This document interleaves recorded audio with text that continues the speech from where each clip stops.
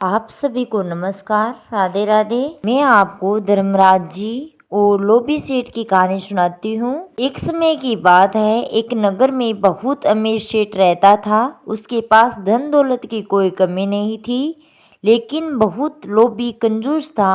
वह कभी किसी गरीब की मदद नहीं करता। अगर कोई भूखा उसके दरवाजे पर आता तो वह उसे डांट कर भगा देता था। उसी नगर में एक गरीब किसान भी रहता था। किसान के पास ज्यादा धन नहीं था, फिर भी वह दयालु धर्म करने वाला था। वह हमेशा भूखे को भोजन देता और जरूरतमंद की सहायता करता था। एक दिन धर्मराज ने सोचा कि लोगों को कर्मों का फल समझना चाहिए, इसलिए उन्होंने एक साधु का रूप धारण किया।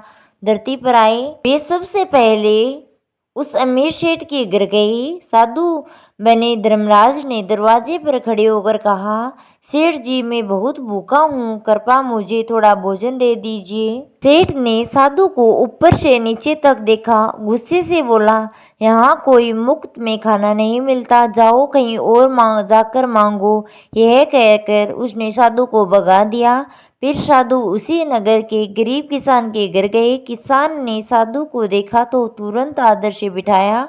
बोला, महाराज, में घर में ज्यादा कुछ नहीं है, पर भी जो भी है वह आपका है। उसने साधु को प्रेम से रोटी और पानी दिया। साधु ने खुशी खुशी भोजन किया, किसान को आशीर्वाद दिया।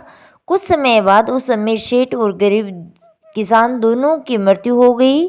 जब उसकी आत्माएं धर्मराज के दरबार में पहुंची, तब धर्मराज ने उसके कर्मों का हिसाब देखा। धर्मराज ने कहा, सेठ के पास बहुत धन था, लेकिन उसने कभी किसी की मदद नहीं की, इसलिए उसे अपने कर्मों का फल भोगना पड़ेगा। फिर उन्होंने किसान की ओर देखकर कहा, यह गरीब था, लेकिन इसका दिल बहुत बड़ा था। इसने हमेशा दूसरों की सहायता की, इसलिए इसे स्वर्ग में स्थान मिलेगा। यह सुनकर सेठ को अपनी गलती का बहुत पछतावा हुआ, लेकिन अब बहुत देर हो चुकी थी।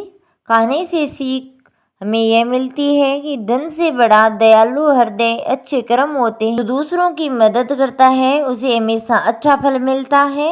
आपको कहानी कैसी लगी कमेंट में जरूर बताइए। अच्छी लगी हो तो मुझे लाइक से सब्सक्राइब जरूर करें। धन्यवाद।